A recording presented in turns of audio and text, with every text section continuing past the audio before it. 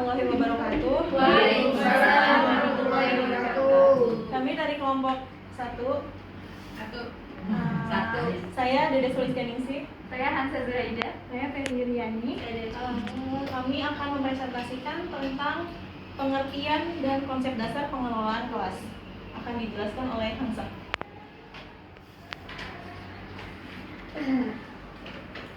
Pengertian, pengelolaan, dan manajemen. Secara umum, pengelolaan adalah suatu proses yang sistematis dalam menjalankan suatu tujuan yang di dalamnya terdapat perencanaan yang baik. Pengelolaan manajemen adalah sebuah proses yang dilakukan seseorang dalam mengatur kegiatan yang dikerjakan individu atau kelompok. Pengertian kelas adalah Baik, selanjutnya adalah pengertian kelas. Kelas merupakan wadah atau tempat yang paling dominan bagi terlibatnya sekelompok siswa dalam proses pembelajaran. Kelas yang efektif sangat diperlukan dalam pencapaian tujuan pembelajaran. Kelas juga dapat berarti kumpulan orang yang melakukan kegiatan belajar bersama sesuai dengan tujuan yang telah ditetapkan. Baik, selanjutnya ada pengertian pengelolaan kelas. Untuk pengelolaan kelas sendiri berarti proses mengorganisasi dan mengkoordinasi peserta didik untuk menyelesaikan tujuan pendidikan. Pengelolaan kelas juga merupakan usaha sadar untuk mengatur kegiatan proses belajar mengajar secara sistematis dan mewujudkan kondisi belajar mengajar yang baik sehingga tujuan pendidikan dapat tercapai.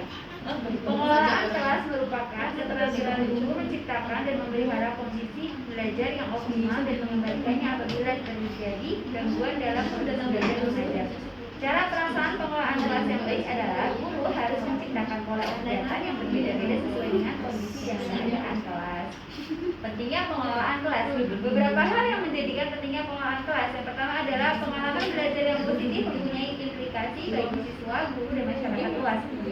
Tingkat efektivitas guru dan prestasi siswa yang tinggi sangat penting dalam mempersiapkan karya masa depan.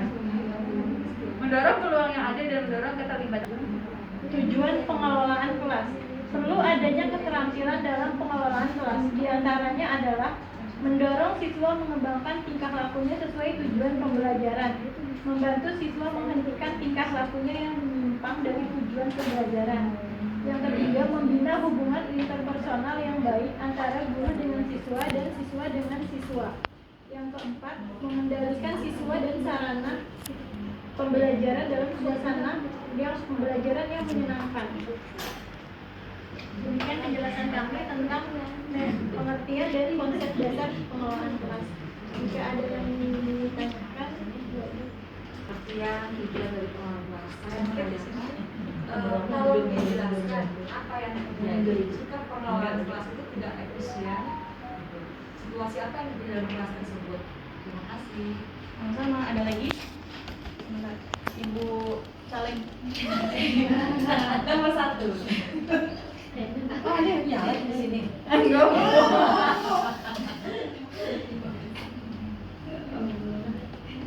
Ya silakan. Baik, assalamualaikum warahmatullahi wabarakatuh. Waalaikumsalam warahmatullahi wabarakatuh. Tanyakan dengan kelompok pertama. Yang di sini ada tujuan pengelolaan kelas. Yang dimaksud dengan mendorong siswa mengembangkan tingkah lakunya sesuai tujuan pembelajaran itu yang seperti apa? Contohnya boleh?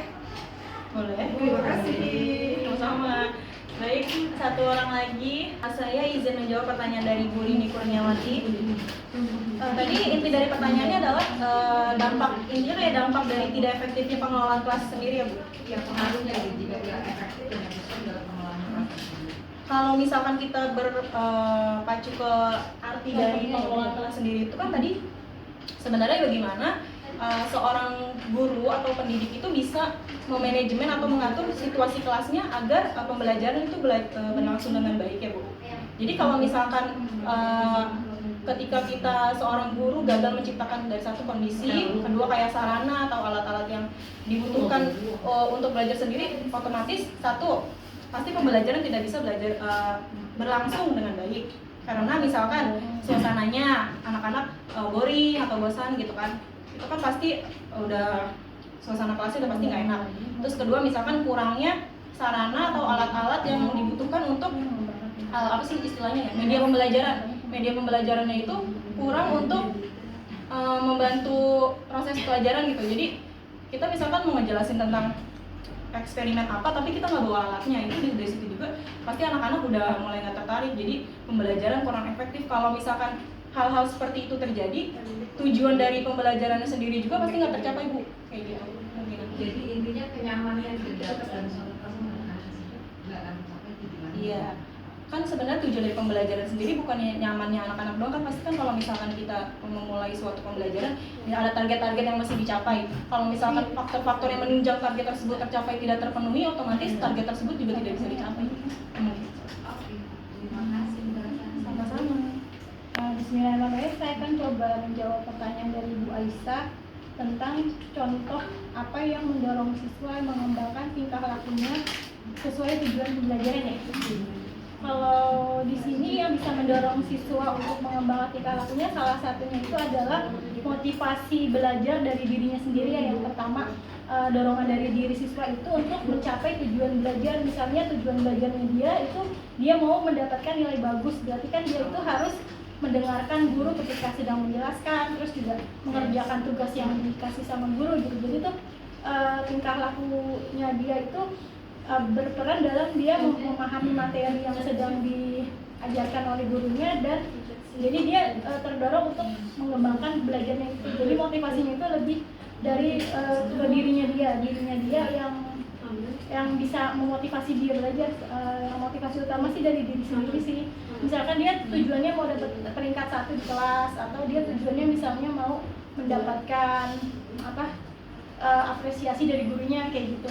Kalau di sini contohnya salah satu yang gitu. Jadi motivasi diri sendiri. Sama ini Bu izin menambahkan, misalkan kalau di sekolah biasanya ada pembiasaan, misalkan kayak sebelum belajar berdoa atau sebelum masuk kelas kita berbaris dulu. Itu kan pembiasaan tingkah laku anak juga biar disiplin. Nah, itu salah satu bentuk cara guru biar mendorong siswa gitu, maksudnya dengan cara kita melatih mereka juga gitu. Mendorongnya itu dengan melatih mereka membiasakan diri untuk melakukan hal-hal yang membantu tercapainya tujuan pembelajaran itu sendiri. Terima kasih. Sama-sama. Ada yang ingin bertanya lagi? Ada yang ingin bertanya lagi, maka kami kelompok 1 tutup ya presentasi ini. Demikian presentasi dari kelompok 1. Mohon maaf untuk kurang lebihnya mohon maaf. Wassalamualaikum warahmatullahi wabarakatuh. Waalaikumsalam.